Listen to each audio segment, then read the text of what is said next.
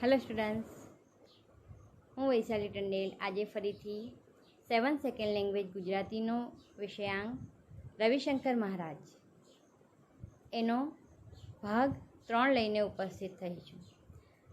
આ પાઠના અગાઉના 2 વિડીયોમાં આપણે પાઠની સમજૂતી તમને મેં સમજાવી હતી. હવે આજે આપણે એના પ્રશ્નોત્તર જોઈશું. પાઠ 4 રવિશંકર મહારાજ, એનો સાહિત્ય પ્રકાર કયો છે? જીવન ચરિત્ર.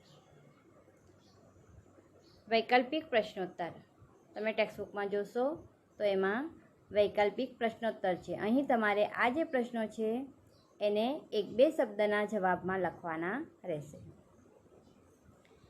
રવિશંકર વ્યાસને મહારાજનું બિરુદ કોણે આપ્યું? રવિશંકર વ્યાસને મહારાજનું બિરુદ કોણે આપેલું છે? લોકોએ. ધીમે ધીમે રાજકીય પ્રવૃત્તિને સ્થાને મહારાજના જીવનમાં શાનો પ્રવેશ થયો? ધીમે ધીમે રાજકીય પ્રવૃત્તિને સ્થાને મહારાજના જીવનમાં લોક પ્રવૃત્તિનો પ્રવેશ થયો. તો જવાબ શું આવશે? ખ. લોક પ્રવૃત્તિ. નંબર 3, રવિશંકર મહારાજને માણસાઈના દીવા કોણે કહ્યા છે? તો જવાબ આવશે ખ. ઝવેરચંદ મેઘાણીએ.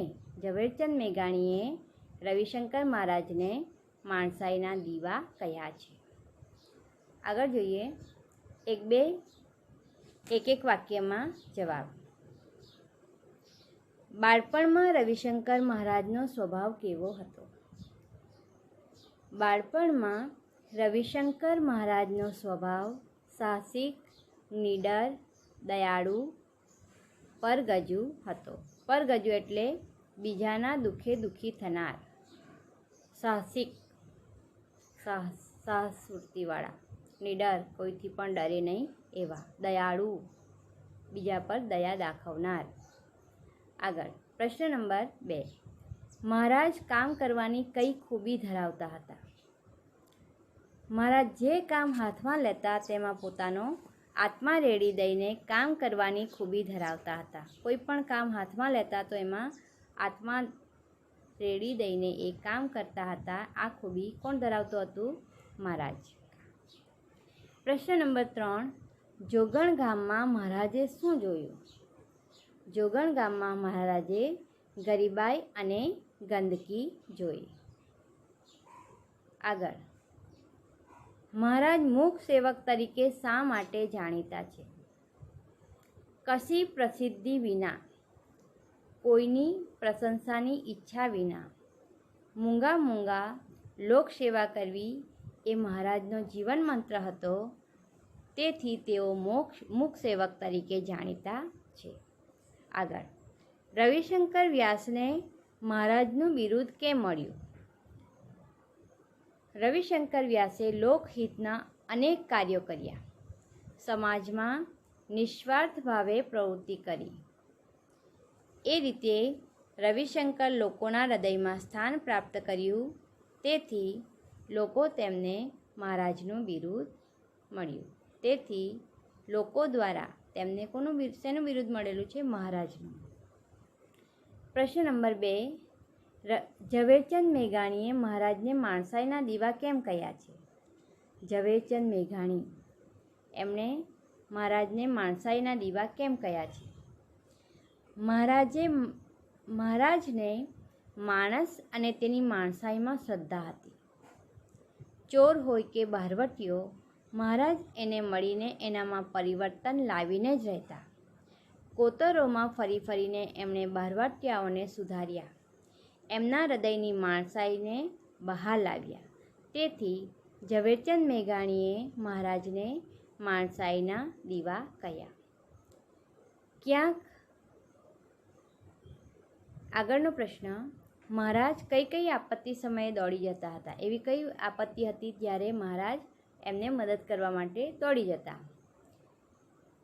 ક્યાંક નદીમાં પૂર આવ્યું હોય કે ભારે ધરતીકંપ થયો હોય, ક્યાંક કારમો દુકાળ પડ્યો હોય, ભયાનક રોગચાળો ફેલાયો હોય, ક્યાંક કોમ વચ્ચે રમખાણો થયા હોય, હુલ્લડ ફાટી નીકળ્યા હોય, મહારાજ આવી કોઈ પણ પ્રકારની આપત્તિ સમયે લોકોની મદદે દોડી જતા હતા. આગળ, રવિશંકર મહારાજના બાળપણના કયા સંસ્કારોએ એમના જીવન પર અસર કરી? રવિશંકર મહારાજનું હૃદય બાળપણથી જ ગરીબ અને દુઃખી જીવને જોઈને દુઃખી થતું હતું. બાળપણથી જ તેઓ નીડર અને સાહસિક હતા. પિતાજી પાસેથી તેઓ જીવનમાં સારી ટેવો કેળવવાનું શીખ્યા હતા. માતા પાસેથી તેમને ખૂબ ચાવીને ખોરાક ખાવો એ આરોગ્યની ચાવી પ્રાપ્ત થઈ હતી. આપણે એક જે બાઈટ છે, એક કોળિયો છે, એને ચાવીને ખાવું જોઈએ, જેથી જે આપણો જે મોઢામાં જે લાળ રસ હોય એમાં એ ખોરાક સાથે અંદર જાય તો પાચન સારી રીતે થાય છે. એટલા માટે ચાવીને ખાવાનો ખોરાક ખાવાનો એ કોની પાસેથી શીખ્યા હતા? એમની માતા પાસેથી. ઘર તેમજ ખેતીના દરેક કામ શરમ, સંકોચ કે નાનમ વિના હોંશથી ઉપાડી લેતા હતા. કોઈ પણ કાર્યમાં એ કોઈ શરમ નહીં, કોઈ સંકોચ નહીં. ખેતીનું હોય કે ઘરનું કામ હોય એ શરમ, સંકોચ અને ઉત્સાહથી કરતા હતા. બાળપણના આ સંસ્કારોએ રવિશંકર મહારાજના જીવન પર અસર કરી હતી. આગળ, મૂક સેવક મહારાજે લોકસેવાના કયા કાર્યો કર્યા? મૂક સેવક રવિશંકર મહારાજે લોકસેવાના અનેક કાર્યો કર્યા. અનાથ આશ્રમ માટે ફાળો ઉઘરાવ્યો.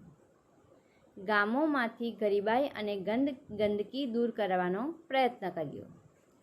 ચોર અને બહારવટિયાઓના હૃદય પરિવર્તન કરાવ્યા. કુદરતી આફતોમાં લોકોને મદદ કરી. દુષ્કાળમાં લોકો માટે પાણી અને ખોરાકની વ્યવસ્થા કરી. કોલેરાના દર્દીઓને મદદ કરી. હુલ્લડોમાં શાંતિ સ્થાપવા માટે પોતે ફર્યા. આગળ, રવિશંકર મહારાજના કાર્યોથી સમાજના લોકોને શો લાભ થયો? જવાબ, રવિશંકર મહારાજના કાર્યોથી અનાથ આશ્રમને આર્થિક મદદ મળી. આર્થિક એટલે પૈસાની રીતે જે મદદ હોય એને આર્થિક મદદ કહેવાય. ગામડામાંથી ગરીબી અને ગંદકી દૂર થયા. દૂષણો દૂર કરવા તેઓ ગામડે ફર્યા. જે બહારવટિયાઓ હતા, ચોર હતા, એમના જે દૂષણ હતા, એમનામાં ખરાબ ટેવ હતી, તે બધું એ તેમને ફરીને મળ્યા. અને એમણે શું કર્યું? તેમણે ચોરોને ચોરી છોડાવી. જે ચોર ચોરી કરતા હતા એ છોડાવી. બહારવટિયાઓને લૂંટફાટ કરવાનું કામ છોડાવી. કુદરતી આફત વખતે લોકોને રવિશંકર મહારાજની ભારે હૂંફ અને મદદ મળતી. આ સમાજના લોકોને લાભ થયો. પ્રશ્ન નંબર 4. રવિશંકર મહારાજની હિંમતના દર્શન કયા પ્રસંગમાં થાય છે?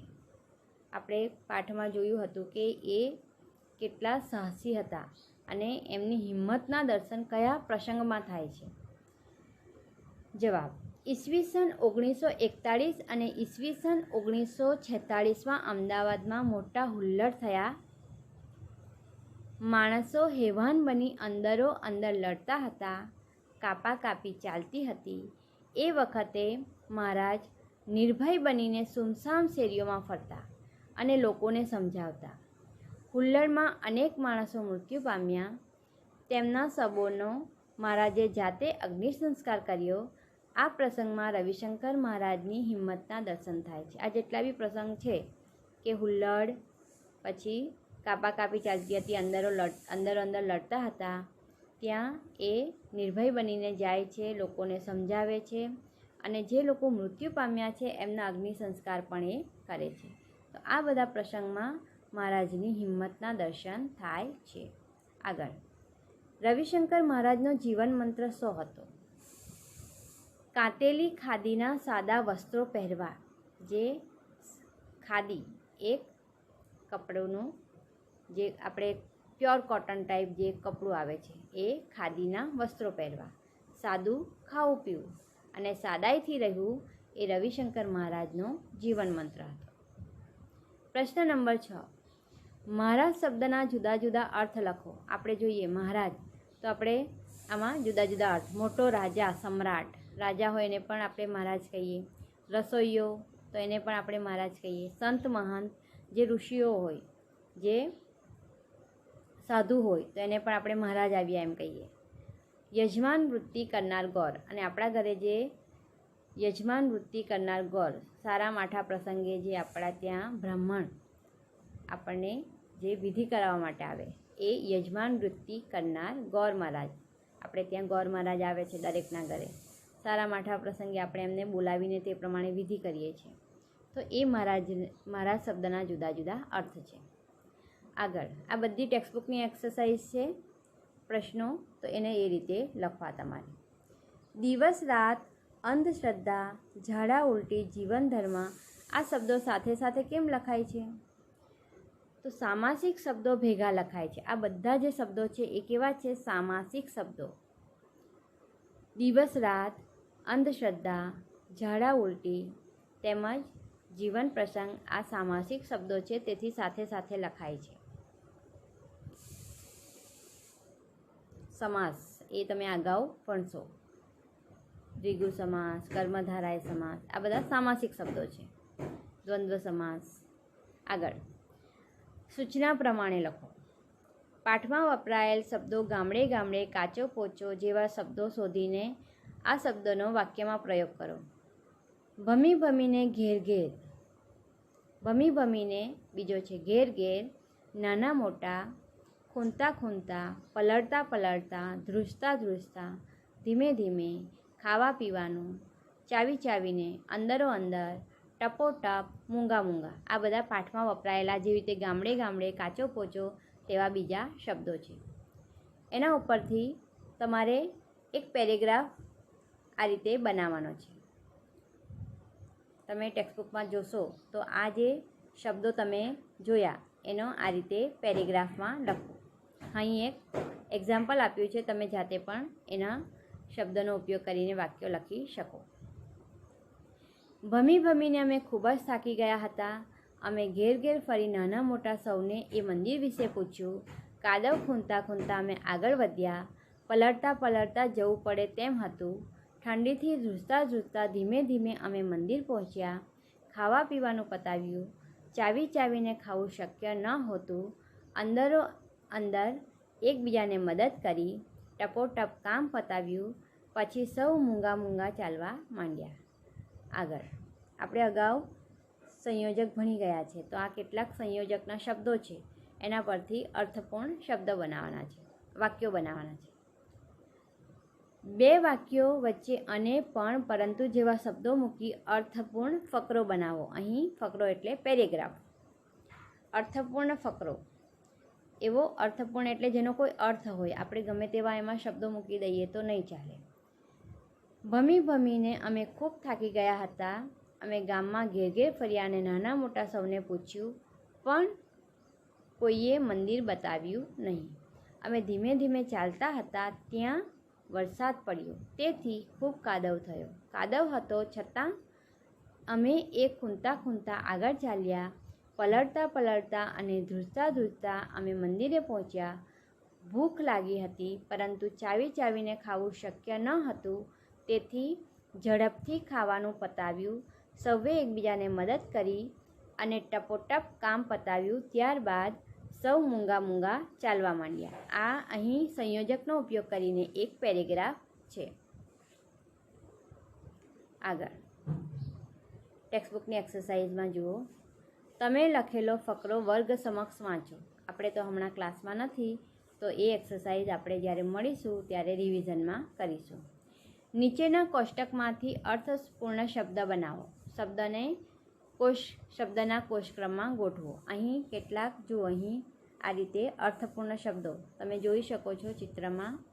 જનક, કરા, હાર, રજ, મહારાજ, સરસ, મુખ, દાદા, પૂજ્ય, કણી, સેવક, તક, કર, હદ આ બધા શબ્દો.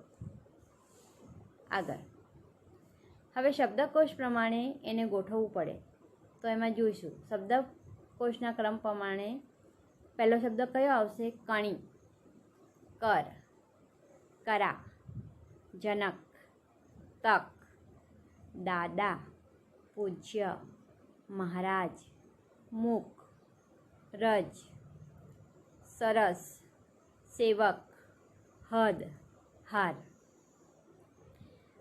નેક્સ્ટ ક્વેશ્ચન, તમારા વિસ્તારોની પરોપકારી વ્યક્તિ વિશે 5-7 વાક્ય લખો. હવે આ જે છે એ હોમવર્કમાં છે. તમારા વિસ્તારની પરોપકારી વ્યક્તિ વિશે 5-7 વાક્યો લખવાના છે.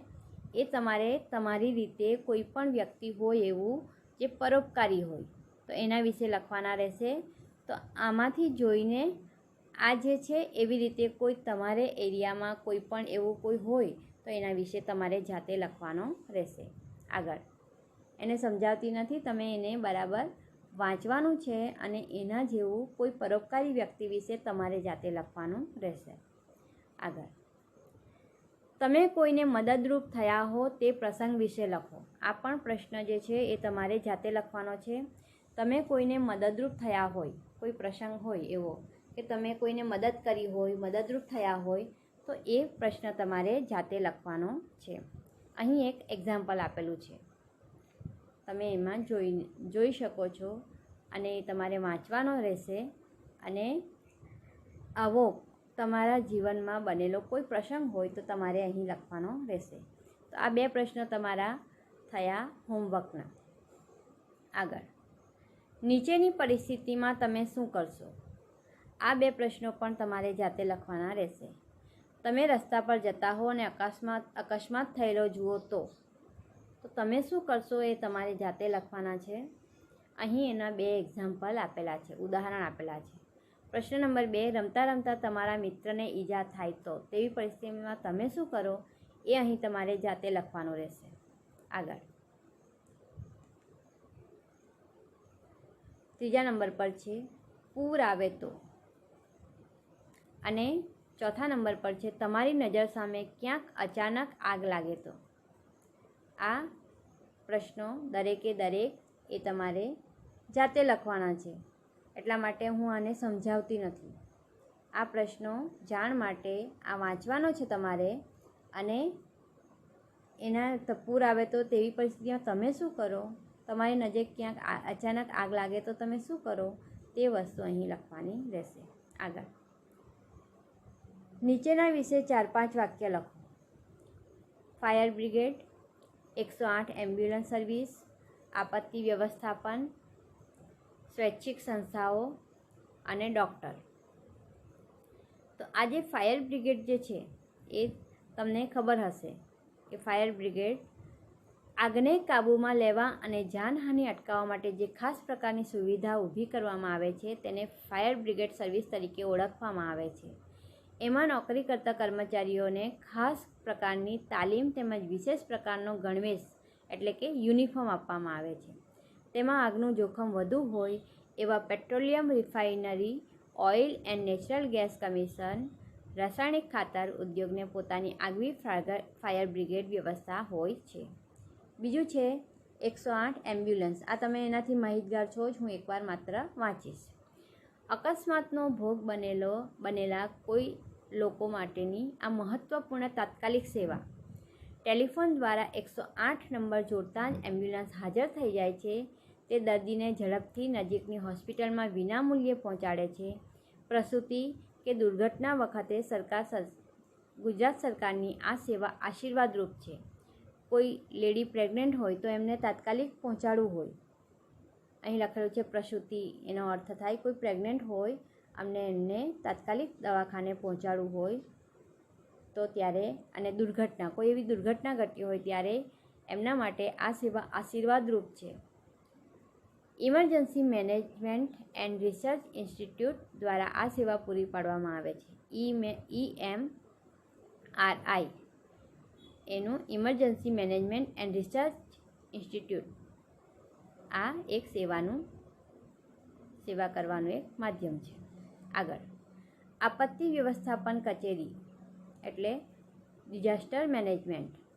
પૂર કે ભૂકંપ જેવી કુદરતી આફતો સામે આપત્તિ વ્યવસ્થાપન કચેરી બચાવ, નિયંત્રણ તેમજ માર્ગદર્શનનું કામ કરે છે.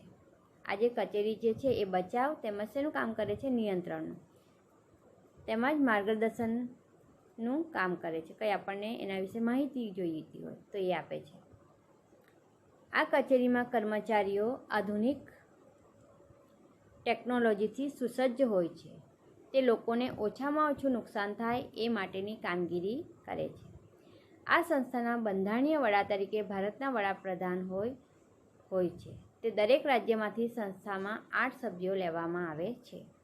આ બધી જાણકારી છે. સ્વૈચ્છિક સંસ્થાઓ NGO. સ્વૈચ્છિક સંસ્થાઓ પ્રજાકીય સેવાના કાર્યો સરકારની કશી મદદ વિના નહીં નફો નહીં નુકસાનના ધોરણે કરે છે. રાજ્ય સરકાર જ્યાં પહોંચી વળે નહીં ત્યાં આ પ્રકારની સંસ્થાઓ કાર્યરત રહે છે. સ્વાસ્થ્ય, શિક્ષણ, પર્યાવરણ, મૂક પ્રાણીઓ તેમજ શોષિત વર્ગના લોકો આ સંસ્થાઓ કામ કરે છે. એ શોષિત વર્ગના લોકો હોય એના માટે આ સંસ્થાઓ કામ કરે છે. કઈ? NGO. કેટલાક સંગઠનો જ્ઞાતિ આધારિત હોય છે, કેટલાક શહેર પૂરતા છે, તો કેટલાક સંગઠનો રાષ્ટ્રીય કે આંતરરાષ્ટ્રીય સ્તરના હોય છે. ડૉક્ટર વિશે તો તમને દરેકને ખબર જ છે. ડૉક્ટરનો વ્યવસાય સમાજમાં ઉમદા, માનભર્યો અને પવિત્ર ગણાય છે. ડૉક્ટરો સમાજના બધા વર્ગો સાથે સંકળાયેલો હોય છે. ડૉક્ટરનો મુખ્ય ઉદ્દેશ માનવતા અને સમાજની સેવાનો છે. તેમાં નફો કે આર્થિક વળતર એ ગૌણ બાબત છે. ડૉક્ટરોએ ફાયદા ઉપરાંત એમના નૈતિક ધોરણ વર્તન માટે તબીબી આચાર સંહિતાનું પાલન કરવાનું હોય છે. વિશ્વના તબીબી મંડળોએ સ્વૈચ્છિક સ્વીકૃતિથી તબીબોના કાર્યો, વર્તન અને ફરજો બાબતમાં સર્વસામાન્ય જે નિયમો બનાવ્યા છે તેને તબીબી આચાર સંહિતા કહે છે. ડૉક્ટરને પણ કેટલીક આચાર સંહિતા છે, તો એ પ્રમાણે એમને અનુસરવાનું હોય છે. આગળ હવે શબ્દ સમૂહ માટે એક શબ્દ. નદી કિનારા પાસેની બખોલો એને શું કહેવાય? કોતર. પાણી જવા માટે બાંધેલો સાંકડો માર્ગ ગરનાળું. હમણાં ચોમાસાના દિવસોમાં તમે જોતા હશો કે ગરનાળુમાંથી પાણી ઘણું બધું જતું હોય, તો એ પાણી જવા માટે બાંધેલો સાંકડો માર્ગ એટલે શું? રસ્તો. ઘરની બાજુની દિવાલ કરો. કોઈ ખાસ પ્રસંગે પોતાની મેળે સેવા આપનાર સ્વયંસેવક. અને 5મા નંબર પર છે જીવનનું મુખ્ય કર્તવ્ય, જીવન ધર્મ. આ ટેક્સ્ટબુકની એક્સરસાઇઝ છે. ઝવેરચંદ મેઘાણી લિખિત માણસાઈના દીવા પુસ્તક વાંચો. આ જે માણસાઈના દીવા પુસ્તક જે છે એમાં ઝવેરચંદ મેઘાણીએ જે લખ્યું છે એ વાંચવાનું છે. આપત્તિ વ્યવસ્થાપન કચેરી વિશે તમારા શિક્ષક અને વડીલો વિશે માહિતી મેળવો. જે આપણે આપત્તિ વ્યવસ્થાપન આપણે અગાઉ જોયું તે રીતે આ જે છે આપત્તિ વ્યવસ્થાપન એમાં કઈ સેવાઓ આપવામાં આવે છે તે આપણે જોયું. પૂર આવે ત્યારે શું કરવું, એ ફાયર બ્રિગેડ, એમ્બ્યુલન્સ, આ બધું ક્યારે આપણે ઉપયોગમાં લેવાય એ જાણકારી માટે છે. તો વિદ્યાર્થી મિત્રો, તમને આ પાઠમાં સારી રીતે સમજ પડી હશે. એમાં તમારે શું લખવું શું નહીં લખવું એ મેં તમને કીધું જ છે, તે છતાં પણ ફરીથી કહું છું. આપણે સૌથી પહેલાં પ્રશ્નોત્તર 1-2 શબ્દમાં જવાબ, એના પછી 1-1 વાક્યમાં જવાબ, એના પછી આ 3-4 વાક્યમાં જવાબ, 5-6 વાક્યમાં જવાબ, એના પછી આ જે છે પ્રશ્ન નંબર 7 ત્યાં સુધી તમારે લખવાનું છે. અહીં સૂચના પ્રમાણે લખો. એમાં આ પ્રશ્ન નંબર 1 લખો, એના પછી પ્રશ્ન નંબર 2, પ્રશ્ન નંબર 3, પ્રશ્ન નંબર 4. અહીંથી તમારે હોમવર્ક છે. આ જે છે એ જે રીતે આપેલું છે એ રીતે લખવાનું રહેશે. અહીં આ કોષ્ટક નથી બનાવવાનું, તમારે માત્ર શબ્દકોશનો ક્રમ લખવાનો છે અને એને એરેન્જ કરવાના છે, એને ગોઠવવાના રહેશે. આ પરોપકારી વ્યક્તિ અહીંયાથી હોમવર્ક છે, તમે જાતે લખવાનું છે. પ્રશ્ન નંબર 4, 5, અહીં પ્રશ્ન નંબર 6નો 1, 2, 3, 4 એ તમારે જાતે લખવાનું રહેશે. 5-6 વાક્ય બનાવો. આ જે ફાયર બ્રિગેડ એમ્બ્યુલન્સ સર્વિસ આ તમારી જાણ માટે છે, એને બધાએ એકવાર સારી રીતે વાંચવું. દરેક શબ્દો તમને સમજ પડે એવા છે. નહીં સમજ પડે તો આપણે જ્યારે મળીશું ત્યારે હું એનું કહીશ. નહીં તો આપણે ઓનલાઈન આપણે ભણીએ છીએ ત્યારે એના વિશે જાણીશું. આગળ આ બધું તમારી જાણ માટે છે, આને લખવાનું નથી. અને આ શબ્દ સમૂહો છે એ તમારે લખવાના રહેશે. બાકીનું બધું તમને વર્કશીટમાં આપવામાં આવશે. સમાનાર્થી શબ્દો, વિરોધી શબ્દો. તો વિદ્યાર્થી મિત્રો, ફરીથી બીજા વિષયાંગને લઈને મળીશું. આશા કરું છું કે આ પાઠમાં તમને સારી રીતે સમજ પડી હશે. આ પાઠના 3 વિડીયો છે, એને 3 ભાગમાં વહેંચીને 3 વિડીયો બનાવેલા છે. તો દરેક વિડીયો ક્રમમાં જોવા, જેથી તમને સારી રીતે સમજ પડે. તમારો આભાર. બીજા વિષયને લઈને આપણે ફરીથી મળીશું.